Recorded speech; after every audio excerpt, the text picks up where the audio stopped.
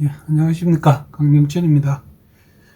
여러분, 최근에 월드컵 때 손흥민 선수가 얼굴에 이렇게 보호막 같은 걸 쓰고 나왔죠. 그때 그 손 선수가 안와 골절을 당했다고 그렇게 알려져 있습니다.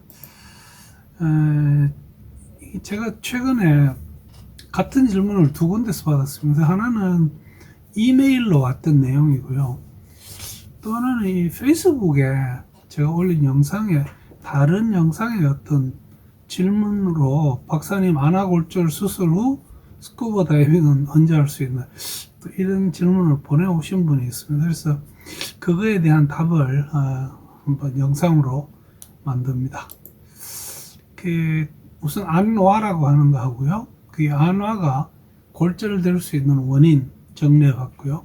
이걸 치료하는 방법도 있고 결론은 치료하고 나서 언제 다이빙 해도 되느냐, 다 낫고 나서 하면 되는데 문제는 이게 골절이 다 낫는다고 우리가 다이빙을 할 수 있는 건 아니죠.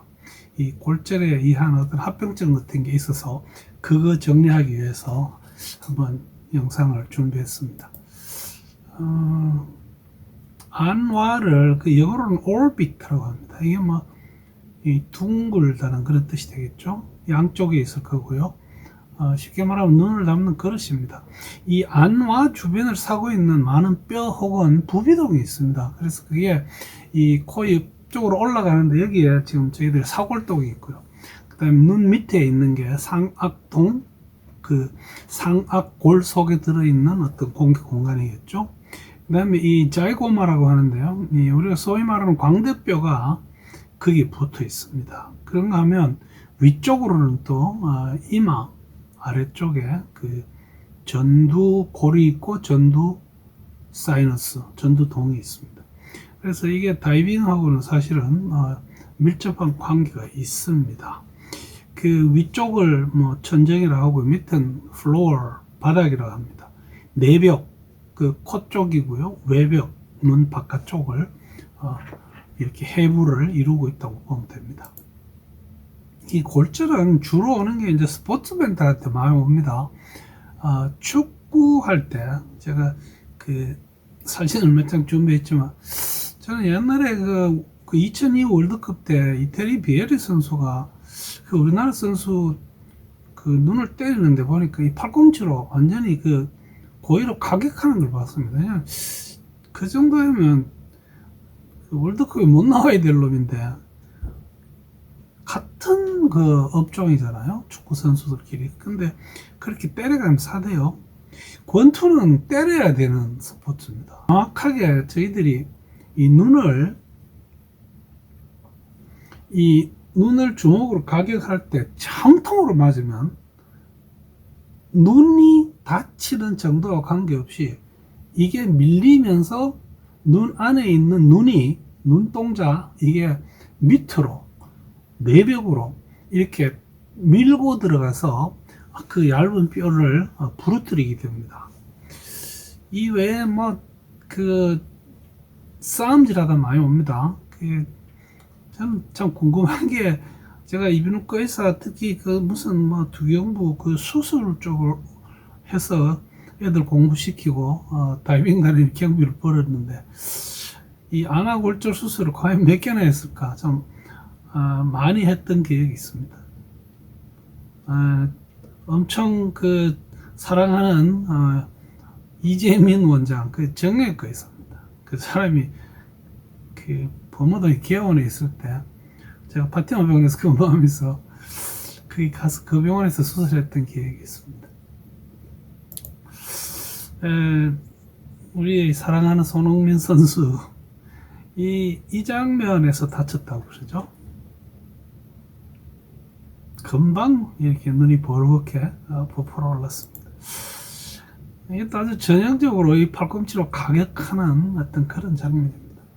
지금 이 사진에 나와 있는 이 가격으로 이 선수는 광대뼈가 골절된 걸로 그렇게 기억을 하고 있습니다.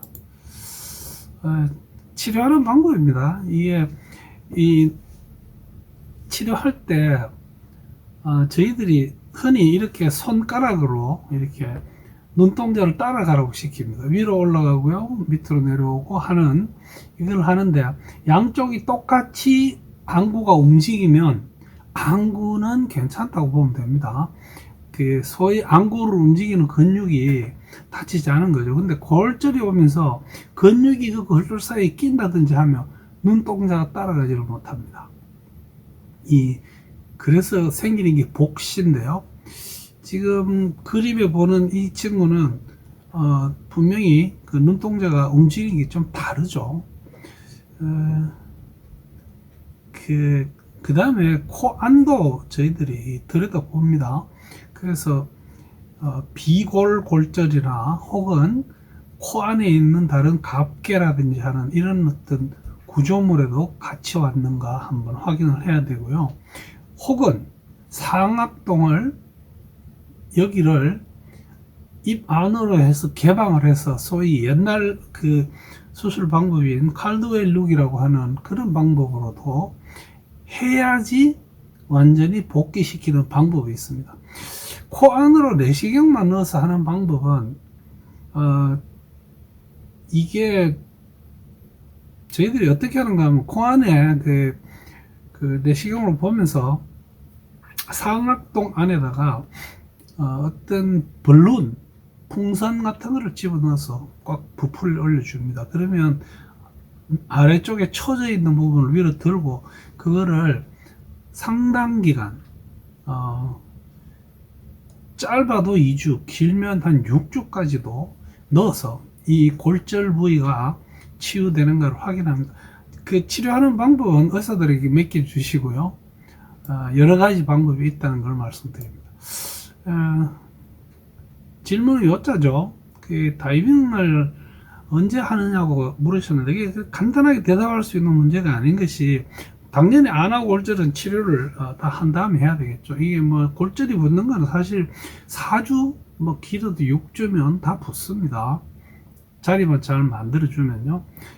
그러나 이 부비동이 다치고 부비동에 어떤 문제가 생기면 이것에 덩달아서 코 속 비강에도 문제가 생깁니다.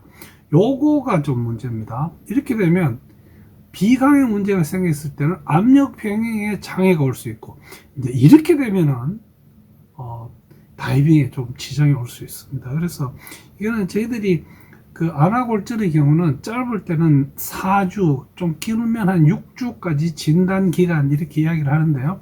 이 기간이 지나더라도 바로 다이빙을 하는 것이 아니고 수술받을 병원에서 충분히 검사 받으시고 본인이 발살바 같은 걸 했을 때 중의 압력이 잘 걸리는가를 확인한 다음에 다이빙을 시작해야 되겠습니다. 그냥 제가 드렸던 그 이메일로 드렸던 답인데 뭐 한 번 더 읽어 드리겠습니다. 요거 위에 거는 질문이고요. 제 구독자분이라고 하고 옆에 있는 이 그림을 그 이메일에 같이 첨부해서 보내주셨어요. 요거는 그 인터넷에서 따온 건데 요 그림하고 비슷하게 됐다 이렇게 말씀 주셨습니다. 제가 다이빙 해도 괜찮을까요? 이때 어떤 기간 동안 그게 작년 연말인데 다이빙 그 계획이 있는데 이제 다친 날짜로부터 충분한 기간이 되는지 부상은 뭐 9월 달에 받았으니까요. 12월 달에 충분히 가능은 합니다. 기간으로 봐서는. 제가 드린 답변은 이랬습니다. 예, 오랜만에 연락 주셨네요. 고생 많이 하셨습니다. 제가 이렇게 적어놨네요. 평생 살면서 안아골절 수술을 몇 번이나 했는지 궁금합니다. 하여튼 뭐 여러분은 엄청 자주 했던 기억이 있습니다. 다친 부위와 위치와 정도에 따라 치유 기간은 4주에서 한 8주까지도 걸립니다. 이 기간은 다친 뼈가 붙는 것을 이야기합니다. 문제는 이 다쳤을 때 상악동, 뭐 전두동까지 골절이 오면서 이것이 코에 그 영향을 주고 이게 다 나았을 때 과연 압력 평형에 지장이 없는지 이 내용을 제가 답변을 드렸습니다. 이것들은 전문적인 이비인후과에서 진료를 받아야 되고 거기서 좋습니다. 뭐 다이빙이든 권투든 하십시오라고 하면 그때 하시면 되겠습니다. 여러분 그 즐겁게 다이빙 하시고 안전하게 오래오래 인생을 즐기시기 바랍니다. 시청해 주셔서 대단히 감사합니다.